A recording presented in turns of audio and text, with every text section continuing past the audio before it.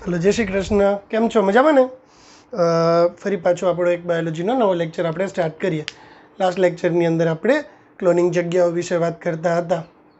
એમાં આપણે એવી વાત કરી કે જરાક એની પ્રસ્તાવના લઈ અને એ ટોપિક પહેલાં પૂરો કરીએ, પછી નવો ટોપિક સ્ટાર્ટ કરીએ કે વાહકની અંદર ઇચ્છિત ડીએનએનું જોડાણ કરવા માટે શક્ય હોય ને ત્યાં સુધી રિસ્ટ્રિક્શન ઉત્સેચકોના ઉપયોગ માટે ઓછામાં ઓછી એક જ ઓળખ જગ્યા હોવી જોઈએ। અર્થાત જ્યારે આપણે ઇચ્છનીય ડીએનએને વાહક સાથે જોડવો છે ત્યારે બને ત્યાં સુધી રિસ્ટ્રિક્શન ઉત્સેચક એને એક જ જગ્યાએથી કાપવો જોઈએ, કારણ કે જો રિસ્ટ્રિક્શન ઉત્સેચક તેને એક કરતાં વધુ જગ્યાએથી કાપશે ને, જો રિસ્ટ્રિક્શન ઉત્સેચક તેને એક કરતાં વધુ જગ્યાએથી કાપશે તો વધારે ટુકડા થશે, અને વધારે ટુકડા થઈ જશે ને તો આ વધારે ટુકડાઓને જોડવાની પ્રક્રિયા છે ને એ વળી પાછી થોડી જટિલ થઈ જશે। એટલા માટે બને ત્યાં સુધી રિસ્ટ્રિક્શન ઉત્સેચક કે જે ડીએનએને કાપે છે તે ડીએનએને કોઈ એક ચોક્કસ જગ્યાએથી જ કાપવો જોઈએ। જો રિસ્ટ્રિક્શન ઉત્સેચક ડીએનએને એક જ જગ્યાએથી કાપશે તો એના બે જ પીસ થશે, એટલે નવો ડીએનએ આપણે એની અંદર ઇન્સર્ટ કરવો હશે તો એ ડીએનએ આપણે એની અંદર ઇન્સર્ટ કરી શકશું। પછી પ્લાઝમિડ PBr322ની આપણે વાત કરી। પ્લાઝમિડ PBr322 કે જે પોતાની સાથે એક સ્વયંજનનની ઉત્પત્તિ ધરાવતી શૃંખલા અને બે પસંદગીમાન અને એક સ્વયંજનનની ઉત્પત્તિ ધરાવતી શૃંખલા અને બે પ્રતિજેવક અવરોધક જનીનો લઈ જાય છે। આ પ્રતિજેવક અવરોધક જનીનોમાંથી એક એમ્પેસિલિન રેઝિસ્ટન્સ જનીન કે જે એમ્પેસિલિન સામે રેઝિસ્ટન્સ પૂરો પાડે ને એક ટેટ્રાસાયક્લિન રેઝિસ્ટન્સ જનીન કે ટેટ્રાસાયક્લિન સામે રેઝિસ્ટન્સ પૂરો પાડે છે। વળી આ પ્રતિજેવક અવરોધક જનીનો પ્રતિબંધક ઉત્સેચકોના ઉપયોગ માટેની ઓળખ જગ્યાઓ પણ ધરાવે છે। વળી આ પ્રતિજેવક અવરોધક જનીનો પ્રતિબંધક ઉત્સેચકોના ઉપયોગ માટેની ઓળખ જગ્યાઓ પણ ધરાવે છે। જેમ કે એમ્પેસિલિન રેઝિસ્ટન્સ જનીન છે એ PST1 અને PVU1 માટેની ઓળખ જગ્યા ધરાવે, અને ટેટ્રાસાયક્લિન રેઝિસ્ટન્સ જનીન છે એ BAMH1 અને SAL1 માટેની ઓળખ જગ્યાઓ ધરાવે છે। ઓકે, હવે શું કીધું આપણે કે આપણે ઇચ્છનીય ડીએનએ અને પ્લાઝમિડ બંનેને BAMH1 સાથે કાપીએ તો લાઇગેઝ વડે જોડી અને ડીએનએનો સળંગખંડ બની જાય ખરો, નો ઇશ્યુ, ડીએનએનો સળંગખંડ બની જાય ખરો। પરંતુ BAMH1 ડીએનએને જ્યાંથી કાપ્યું ને ત્યાં તો ટેટ્રાસાયક્લિન માટેના અવરોધક જનીનો હતા, અને ટેટ્રાસાયક્લિન માટેના અવરોધક જનીનો હતા એ કટ થયા અને એની અંદર નવો જનીન દાખલ થયો। એટલે આપણે ખબર છે કે જનીનો પાસે કોઈ પણ માહિતી ન્યુક્લિયોટાઇડની એક સ્પેસિફિક સિક્વન્સ સ્વરૂપે હોય।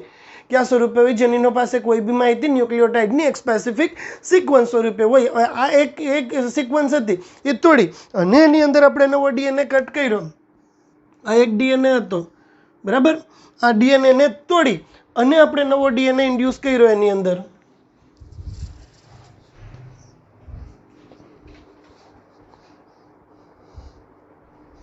આ ડીએનએ ને તોડ્યો અને એની અંદર આપણે એક નવો ડીએનએ દાખલ કર્યો, તો એની જે મૂળભૂત શૃંખલા હતી એ મૂળભૂત શૃંખલા તો ડિસ્ટર્બ થઈ ગઈ, એટલે એનો મૂળભૂત જનીન એ કેવો થઈ ગયો? એનો મૂળભૂત જનીન પણ નિષ્ક્રિય થઈ ગયો। એના લીધે જો તમારે પસંદગીમાન રેખક તરીકે ઉપયોગ કરવો હોય ને કોઈને, તો એ ટેટ્રાસાયક્લિન રેઝિસ્ટન્સ જનીનનો ઉપયોગ નહીં કરવાનો। કેનો ઉપયોગ કરવાનો?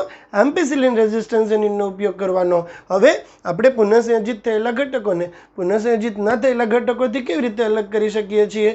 તો કે વિદ્યુત લેપન દ્વારા તમે ઇલેક્ટ્રોફોરેસિસ વિદ્યુત લેપન દ્વારા ઇલેક્ટ્રિક સ્મિયર વિદ્યુત લેપન દ્વારા તમે પુનઃસંયોજિત થયેલા ઘટકોને પુનઃસંયોજિત ના થયેલા ઘટકોથી અલગ કરી શકો છો।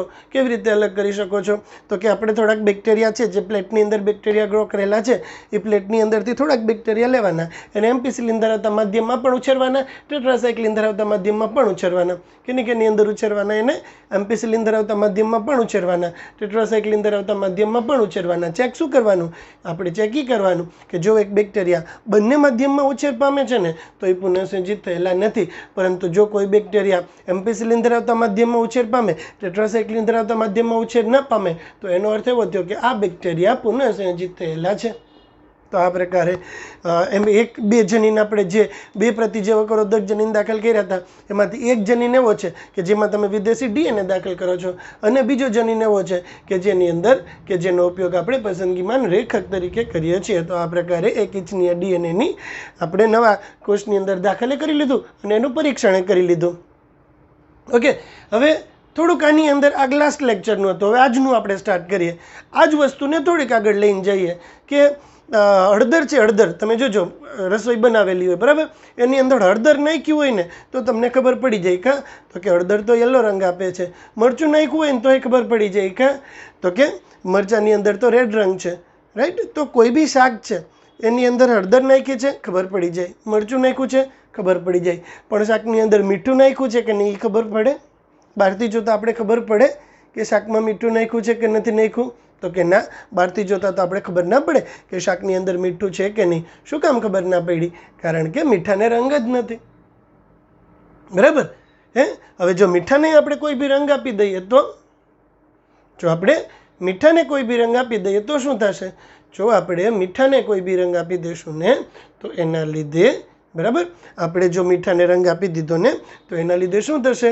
તો કે જો મીઠાને આપણે રંગ આપી દઈશું તો આપણે બહારથી જોતાં ખબર પડી જશે કે મીઠું નાખ્યું છે કે નથી નાખ્યું. ઓલું મીઠું ચાખવું પડે, આપણે મીઠું નાખ્યું છે કે નહીં એ વસ્તુ આપણે ચાખવી પડે.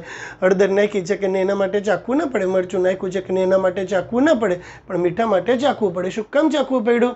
કારણ કે મીઠાને રંગ નથી, રાઈટ. તો હવે અત્યારની પરિસ્થિતિમાં ઓલું કે શું થાય છે કે તમે એક પ્લેટમાં ગ્રો કરો અને વળી પાછું બીજી પ્લેટમાં ગ્રો કરો ને, બરાબર, એ પ્રક્રિયા પ્રમાણમાં કેવી થઈ જાય છે? વધુ જટિલ થઈ જાય છે, ટાઈમ કન્ઝ્યુમિંગ થઈ જાય છે, બરાબર. પણ હવે કે વૈજ્ઞાનિકોના મનમાં બીજું એક કન્સેપ્ટ આવ્યો.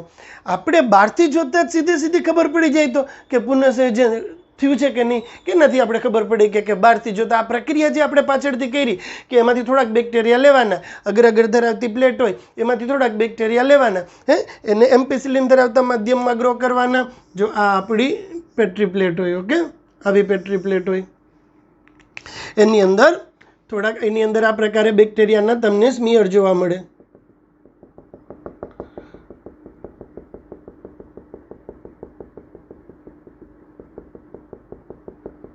આવા સ્મિયર તમને બેક્ટેરિયાના જોવા મળે.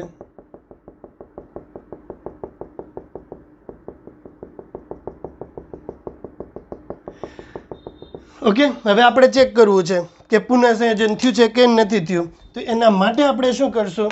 એના માટે આપણે અડધા બેક્ટેરિયાને એમ્પિસિલિન ધરાવતા માધ્યમમાં આમાંથી થોડાક બેક્ટેરિયા લેવાના, સેમ્પલ પૂરતા, આખું નહીં લેવાનું. અહીંથી થોડાક આટલાક બેક્ટેરિયા લઈ લીધા, એને કેમાં ઉછેર કર્યા છે? એને એમ્પિસિલિન ધરાવતા માધ્યમમાં નાખ્યા. બીજા થોડાક બેક્ટેરિયા લીધા, એને કેમાં નાખ્યા? એને ટેટ્રાસાયક્લિન ધરાવતા માધ્યમમાં રાખ્યા.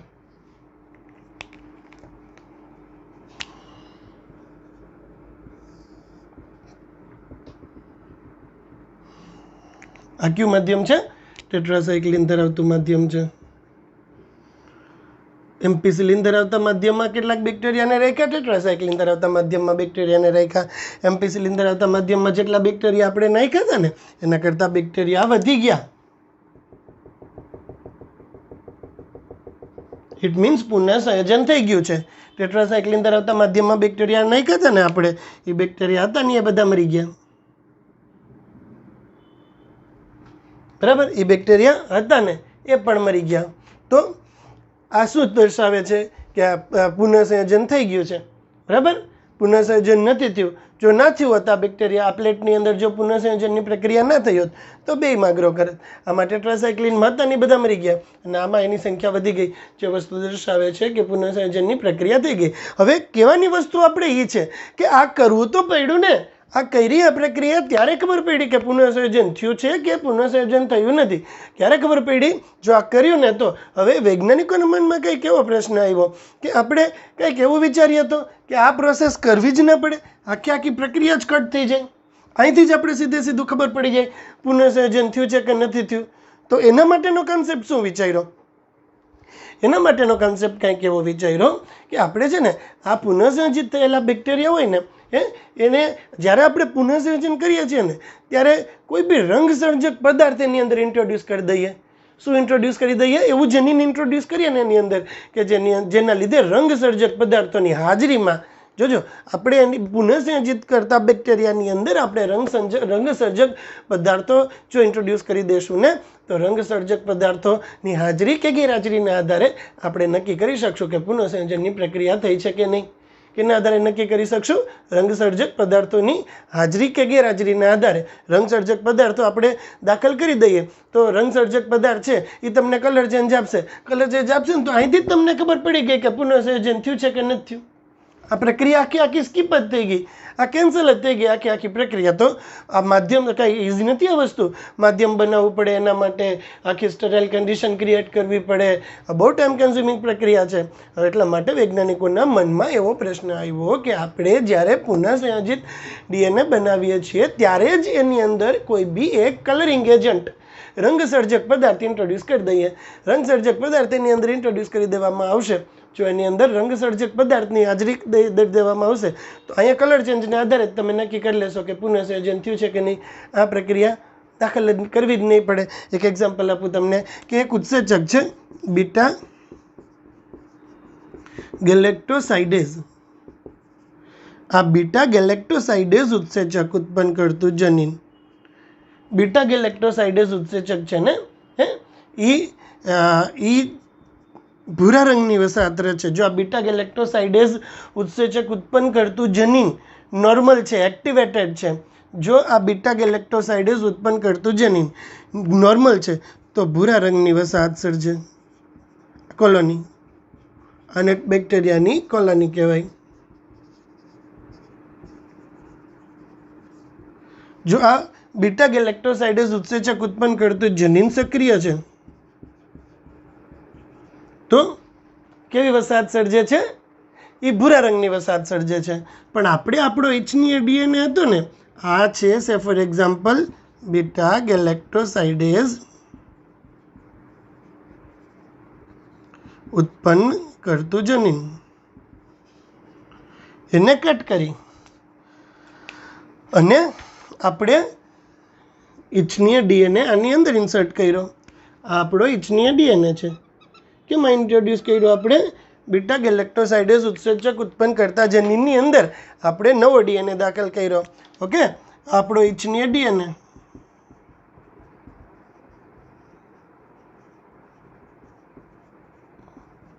આ જનીનની અંદર દાખલ કર્યો.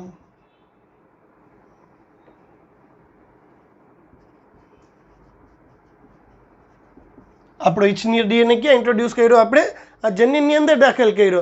આથી જનીનનો મૂળભૂત ન્યુક્લિયોટાઇડનો ક્રમ, આથી જનીનનો મૂળભૂત ન્યુક્લિયોટાઇડનો ક્રમ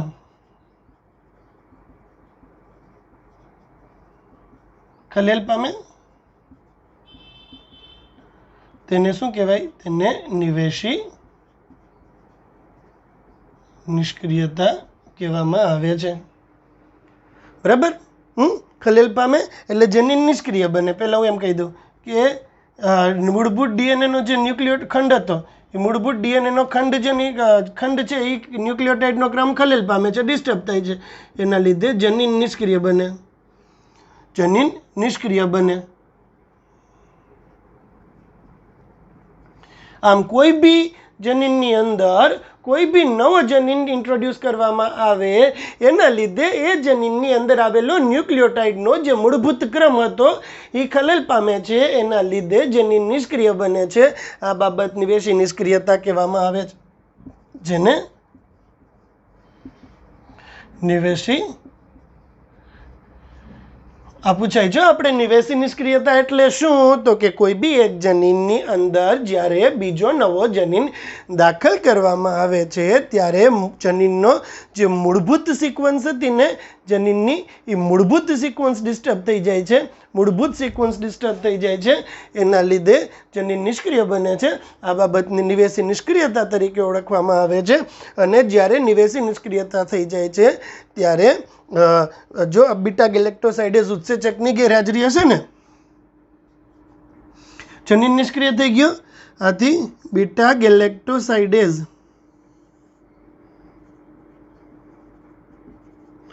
ઉત્સેચક નિષ્ક્રિય બને, નિવેશી નિષ્ક્રિયતા પામે. નિષ્ક્રિય બને. આથી વસાહત રંગહીન બને. વસાહત કેવી બની જાય? રંગહીન બની જાય. તો આ નક્કી થઈ ગયું ને, આપણે બહારથી જ ખબર પડી ગઈ. જો તમને રંગહીન વસાહત મળે, કેવી વસાહત મળે? જો આપણે રંગહીન વસાહત મળે ને તો જનીન કેવું છે? તો કે તો જનીન સક્રિય છે. જો જનીન સક્રિય હશે તો રંગહીન વસાહત મળશે, અને તો ભૂરા રંગની વસાહત મળશે. અને જો તમે તમારું ઇચ્છનીય જનીન બીટા ગેલેક્ટોસાઇડેઝ ઉત્સેચક ઉત્પન્ન કરતા જનીનની અંદર દાખલ કરી દેશો ને તો જનીન નિષ્ક્રિય બનશે. આ બાબતને નિવેશી નિષ્ક્રિયતા કહેવામાં આવે છે. ચાલો, અન્ડરસ્ટુડ? નિવેશી નિષ્ક્રિયતા કોને કહેવામાં આવે છે? તો કે કોઈ બી એક જનીનની અંદર જ્યારે આપણે વિદેશી જનીન દાખલ કરી દઈએ છીએ ત્યારે મૂળભૂત જનીનમાં આવેલા ન્યુક્લિયોટાઇડનો ક્રમ ખલેલ પામે છે. રાઈટ? એની અંદર ન્યુક્લિયોટાઇડની સિક્વન્સ ડિસ્ટર્બ થઈ જાય છે. ન્યુક્લિયોટાઇડની સિક્વન્સ ડિસ્ટર્બ થઈ જાય છે એના લીધે એની પાસે જે એક્ઝેક્ટ માહિતી હતી એ માહિતી જતી રહે છે. બરાબર? ઓમાય કેમ? ટેટ્રાસાયક્લિન રેઝિસ્ટન્સ જનીનની અંદર આપણે ઇચ્છનીય જનીન દાખલ કર્યો તો એને નિવેશી નિષ્ક્રિયતા જ કહેવાય. તો ટેટ્રાસાયક્લિન રેઝિસ્ટન્સ જનીન ન્યાય નિષ્ક્રિય થઈ ગયું હતું ને. એટલે કોઈ બી જનીનની અંદર તમે જ્યારે નવો જનીન ઇન્ટ્રોડ્યુસ કરો છો ત્યારે તે જનીનની હાજરી અભિવ્યક્ત થતી નથી. શું કામ અભિવ્યક્ત થતી નથી? કારણ કે તે જનીનમાં આવેલા ન્યુક્લિયોટાઇડનો ક્રમ ડિસ્ટર્બ થઈ જાય છે. આમ ન્યુક્લિયોટાઇડનો ક્રમ ડિસ્ટર્બ થઈ જાય છે, જનીનની માહિતી જતી રહે છે, એટલા માટે એ જનીન નિષ્ક્રિય બની જાય છે. તો અહીંયા બીટા ગેલેક્ટોસાઇડેઝ એક ઉત્સેચક છે કે જેની હાજરીમાં ગેલેક્ટોસાઇડ્સનું પાચન થઈ જાય છે. બરાબર? અને ભૂરા રંગની વસાહત આપે છે. હવે જ્યારે આપણે આપણો ઇચ્છનીય જનીન આની અંદર ઇન્ટ્રોડ્યુસ કર્યો ત્યારે એ જનીન પર આવેલા ન્યુક્લિયોટાઇડની સિક્વન્સ ડિસ્ટર્બ થઈ ગઈ, એટલે એ જનીન નિષ્ક્રિય બની ગયો. આને નિવેશી નિષ્ક્રિયતા કહેવાય. અને જ્યારે બીટા ગેલેક્ટોસાઇડેઝ ઉત્સેચક નિવેશી નિષ્ક્રિયતા પામે છે ને ત્યારે વસાહત રંગીન બની જાય. તો જોઈ લો, તમે બહારથી ખબર પડી ગઈ. ભૂરા રંગની વસાહત તમને અહીંયા જોવા મળે છે, ઇટ મીન્સ પુનઃસંયોજન થયું નથી.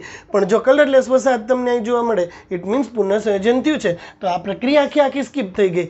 તો આ કંઈક નવું, કારણ કે આપણે ખબર છે કે સમયની સાથે આપણે સતત ને સતત વેરિએશન લઈ આવતા હોઈએ છીએ. બરાબર? બદલાવ આવતો હોય છે. વસ્તુ શીખતા જઈએ, આપણે એક એક વસ્તુ શીખતા જઈએ, નવી વસ્તુ આપણે શીખતા જઈએ અને એને આપણી જે રૂટીન વસ્તુઓ છે એની અંદર ઇન્ટ્રોડ્યુસ કરતા જઈએ છીએ. એના લીધે આપણી માહિતી પણ વધતી જાય છે. તો આ કન્સેપ્ટ આપણો થયો બીજો, કેના માટેનો? બીટા ગેલેક્ટોસાઇડેઝ ઉત્સેચક. ઇન શોર્ટ, તમારે રંગસર્જક પદાર્થોની હાજરી કે ગેરહાજરીના આધારે જોજો. આ વસ્તુ મેં તમને લખી હતી, એક વખત એ વસ્તુ લખી જ નાખું. રંગસર્જક પદાર્થોની હાજરી કે રંગસર્જક પદાર્થો ના લીધે પુનઃસંયોજિત થયેલા ડીએનએની પ્રક્રિયાની ચકાસણી આપણે કરી શકીએ છીએ. કેવી રીતે? એન્ટીબાયોટિક નિષ્ક્રિય થવાના કારણે પુનઃસંયોજિતતાની પસંદગી એક જટિલ ક્રિયા બને છે. એન્ટીબાયોટિકના નિષ્ક્રિય થવાના લીધે પુનઃસંયોજિતતાની પસંદગી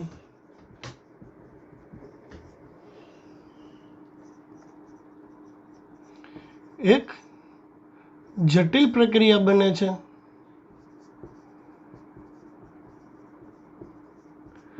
કારણ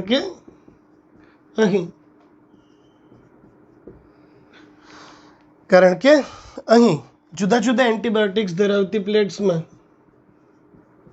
મેં આકૃતિ દોરી હતી ને, જુદા જુદા એન્ટીબાયોટિક્સ ધરાવતી પ્લેટમાં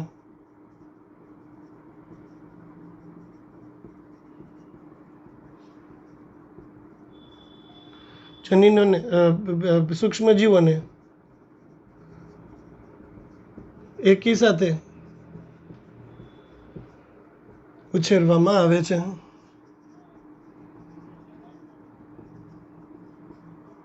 સૂક્ષ્મજીવોને આપણે અગર ધરાવતી પ્લેટ્સની અંદર એકી સાથે ઉછેરવામાં આવે છે, જેથી વૈકલ્પિક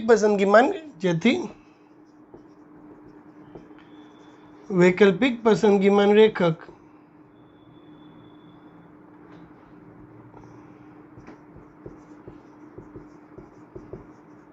વિકસાવવાની જરૂરિયાત ઊભી થઈ. કેની જરૂરિયાત ઊભી થઈ? વૈકલ્પિક પસંદગીમાન રેખક વિકસાવવાની જરૂરિયાત ઊભી થઈ કે જે રંગસર્જક પદાર્થની હાજરીમાં કે જે રંગસર્જક પદાર્થની હાજરીમાં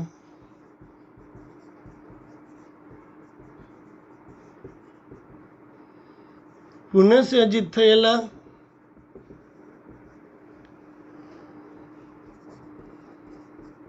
કે ન થયેલા સૂક્ષ્મજીવોને તેમની રંગ ઉત્પન્ન કરવાની ક્ષમતાના આધારે અલગ પાડે છે. ઓકે, બીટા ગેલેક્ટોસાઇડેઝ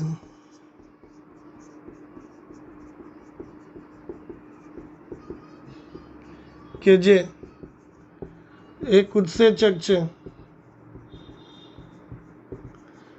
તેની હાજરીમાં વસાહતનો રંગ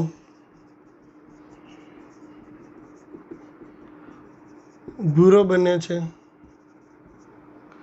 હવે આપણે આપણું ઇચ્છિત જનીન બીટા ગેલેક્ટોસાઇડેઝ ઉત્સેચક ઉત્પન્ન કરતા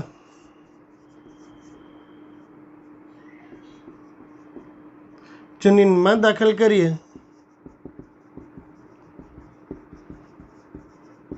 તો આ ઉત્સેચક ઉત્પન્ન કરતો જનીન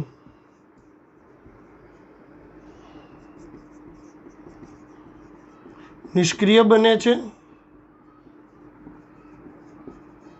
આથી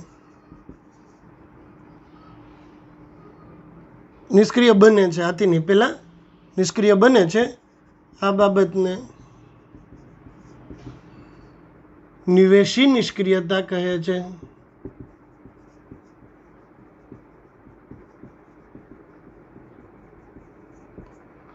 બાબત કેના તરીકે ઓળખાય છે? આ બાબત નિવેશી નિષ્ક્રિયતા તરીકે ઓળખાય છે. આ બાબતને નિવેશી નિષ્ક્રિયતા કહે છે. આમ આ જનીન નિષ્ક્રિય થવાના લીધે બેક્ટેરિયાની વસાહત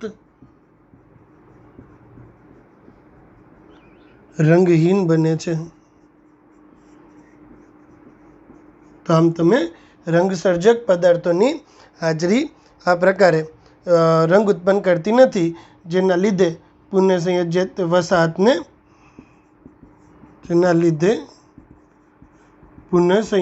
વસાહતને ઓળખવી સરળ બને છે.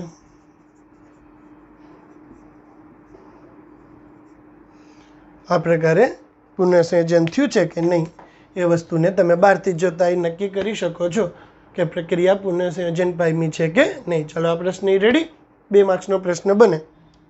હવે આગળ જઈએ આપણે કે આ આપણા ઇચ્છનીય જનીનો હતા ને, એ ઇચ્છનીય જનીનોને આપણે વનસ્પતિ કે પ્રાણીની અંદર ઇન્ટ્રોડ્યુસ કરવો છે. હવે આપણે ફાઇનલ સ્ટેજ સુધી પહોંચી ગયા કે હવે ભાઈ કોઈ બી જનીન છે એને વનસ્પતિ કોષની અંદર કે પ્રાણી કોષની અંદર કેવી રીતે દાખલ કરવા જોઈએ, બરાબર. વનસ્પતિઓ અને પ્રાણીઓ માટે નવો પ્રશ્ન પાછો આપણો બને છે. વનસ્પતિઓ અને પ્રાણીઓ માટે ક્લોનિંગ જનીનના વાહકો.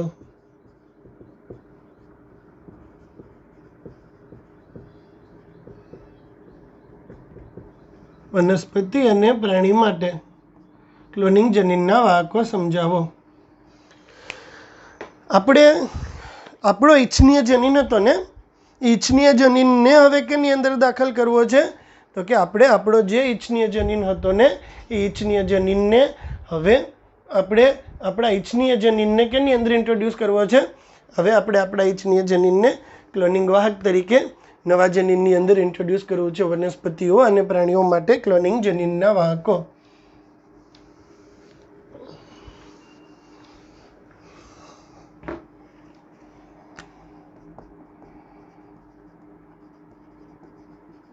વનસ્પતિઓ અને પ્રાણીઓ માટે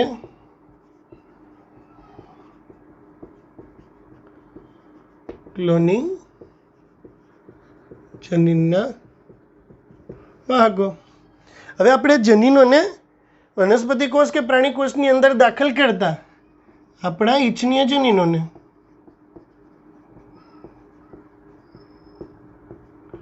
વનસ્પતિ કે પ્રાણીના કોષમાં દાખલ કરતા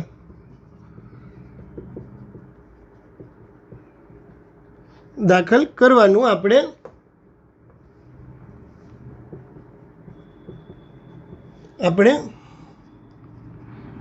બેક્ટેરિયા અને વાયરસમાંથી જ શીખ્યા છીએ. આપણા ઈચ્છનીય જનીનોને કેવી રીતે વનસ્પતિ કોષ કે પ્રાણી કોષની અંદર આપણે દાખલ કરી શકીએ છીએ, આ બાબત આપણે ક્યાંથી શીખ્યા છીએ? આ બાબત શીખ્યા છીએ આપણે બેક્ટેરિયા અને વાયરસમાંથી શીખ્યા છીએ. બરાબર? બેક્ટેરિયા અને વાયરસમાંથી આપણે આ વસ્તુ શીખ્યા છીએ. ઓકે, આપણે બેક્ટેરિયા અને વાયરસ છે લાંબા સમયથી ખબર હતી અને આપણે જાણતા હતા કે સુકોષ કેન્દ્રીય કોષને રૂપાંતરિત કરવા માટે જનીનોને કેવી રીતે સ્થળાંતરિત કરવા એ બેક્ટેરિયા અને વાયરસ જે ઈચ્છે છે તે પ્રમાણે કરવું જોઈએ. ચાલો હવે આપણે જોઈએ એગ્રોબેક્ટેરિયમ ટ્યુમેફેશિયન્સ. પહેલાં આપણે એમ વાત કરીએ કે વનસ્પતિમાં વાહક.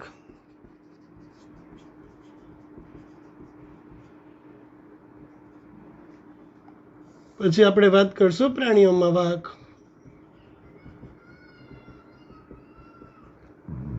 બરાબર? એગ્રોબેક્ટેરિયમ ટ્યુમેફેશિયન્સ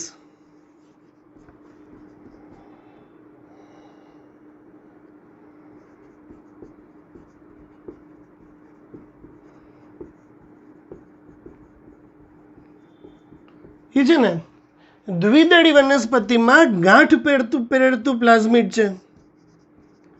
દ્વિદળી વનસ્પતિમાં ગાંઠ પ્રેરતું, રાઈટ? એને ગાંઠ પ્રેરતું હોય ને એને ઇંગ્લિશમાં બોલાય ટ્યુમર ઇન્ડ્યુસિંગ પ્લાઝમિડ છે. એગ્રોબેક્ટેરિયમ ટ્યુમેફેશિયન્સ દ્વિદળી વનસ્પતિની અંદર ગાંઠ પ્રેરતું એટલે કે ટ્યુમર ઇન્ડ્યુસિંગ પ્લાઝમિડ છે. આ ટીઆઈ પ્લાઝમિડ ને રૂપાંતરિત કરાય અને ત્યારબાદ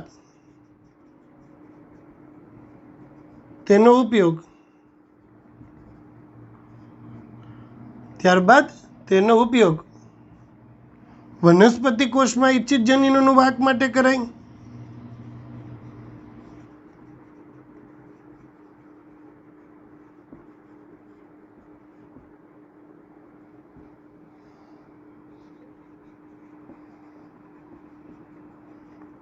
આ જ પ્રકારે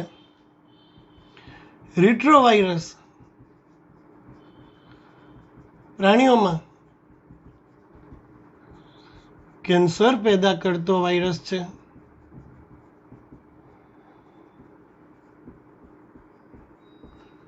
બરાબર? રિટ્રોવાયરસ શું કરે? કેન્સર પેદા કરે. આપણા શરીરની અંદર કેન્સર ક્યાં વાયરસના લીધે થાય? એન્કોજેનિક વાયરસ આને કહેવાય. કેવો કહેવાય? એન્કોજેનિક વાયરસ. કે એવો વાયરસ કે જેના લીધે મનુષ્યને કેન્સર થાય એને એન્કોજેનિક વાયરસ કહેવાય. તો આ એન્કોજેનિક વાયરસ છે, રાઈટ? તેને પણ રૂપાંતરિત કરવામાં આવે.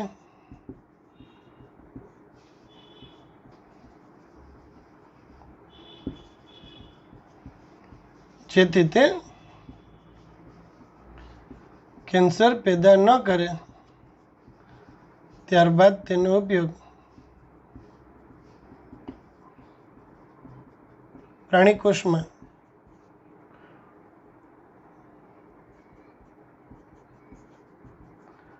ઇચ્છિત જનીનના વહન માટે થાય છે. ઓકે, થઈ ગયું પૂરું આપણી વાત. આટલી વાત હતી. લ્યો આ પ્રશ્ન પૂરો થઈ ગયો આપણો કે વનસ્પતિઓ અને પ્રાણીઓમાં ક્લોનિંગ જનીન માટેના વાહકો. હવે એ કે આપણે કન્સેપ્ટ નવો એ વિચારવાનો છે કે આપણા ઈચ્છનીય જનીનને આપણે વનસ્પતિ કોષ કે પ્રાણી કોષમાં કેવી રીતે ઇન્ટ્રોડ્યુસ કરી શકીએ છીએ. આપણા ઈચ્છનીય જનીનને વનસ્પતિ કોષ કે પ્રાણી કોષની અંદર ઇન્ટ્રોડ્યુસ કરવા માટે આપણે સ્પેસિફિક ટાઈપના વાહકનો ઉપયોગ કરીએ છીએ. બરાબર. વાહક થ્રુ જનીન કોષની અંદર દાખલ થાય. ડાયરેક્ટલી જનીન કોઈ દિવસ કોષની અંદર દાખલ થઈ શકે નહીં. હવે એના માટેની પ્રક્રિયા શું વિચારી આપણે? તો કે એગ્રોબેક્ટેરિયમ ટ્યુમિફેશિયન્સ કે જે એક ટાઈપનું દ્વિદળી વનસ્પતિમાં, એક દળીમાં નહીં, દ્વિદળી વનસ્પતિમાં ગાંઠ ઉત્પન્ન કરતું પ્લાઝમિડ છે. એની અસર હેઠળ દ્વિદળી વનસ્પતિ હોય ને એની એમાં ગાંઠ ઉત્પન્ન થઈ જાય છે. તેની અસર હેઠળ શું થાય છે? દ્વિદળી વનસ્પતિઓમાં ગાંઠ ઉત્પન્ન થઈ જાય છે. એટલે કે tumour inducing plasmid, T I plasmid. It is a T I plasmid, that is tumour inducing plasmid. હવે આપણે શું કર્યું ખબર? હવે આપણે આપણી આ ગાંઠ ઉત્પન્ન કરતું જે વાયરસ હતું એ ગાંઠ ઉત્પન્ન કરતા પ્લાઝમિડ છે એને આપણે મોડિફાઈ કર્યું, રૂપાંતરિત કર્યું. હવે એ ગાંઠ ઉત્પન્ન કરતું નથી અને હવે એ ગાંઠ ઉત્પન્ન કરતું નથી એટલા માટે તેનો ઉપયોગ આપણે વનસ્પતિ કોષની અંદર કોઈ બી જનીન જો દાખલ કરવું છે તો એના માટેના વાહક તરીકે કરશું. આ પ્રકારે રિટ્રોવાયરસ કે જે પ્રાણીઓની અંદર કેન્સર પેદા કરતો વાયરસ છે, બરાબર, એને પહેલાં રૂપાંતરિત કરવામાં આવે કે જેથી કરીને એ કેન્સર પેદા ના કરે અને ત્યારબાદ એનો ઉપયોગ પ્રાણી કોષમાં ઈચ્છિત જનીનનું વહન કરવા માટે કરવામાં આવે છે. આ પ્રકારે આપણે આપણા ઈચ્છનીય જનીનોને વનસ્પતિ કોષ કે પ્રાણી કોષની અંદર દાખલ કરી શકીએ છીએ. ઓકે. ચોપડીની અંદર આ જ વસ્તુ છે પણ થોડુંક વધારીને આપણે લખ્યું છે. રાઈટ.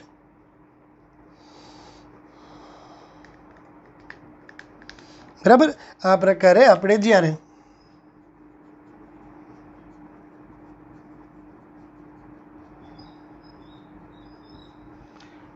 આપણા ઈચ્છિત ડીએનએના ખંડને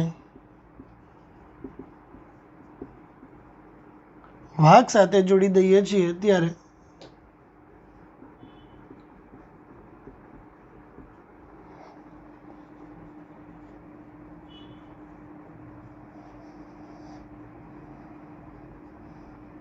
તેને વનસ્પતિ કે પ્રાણી કોષમાં દાખલ કરી શકીએ છીએ.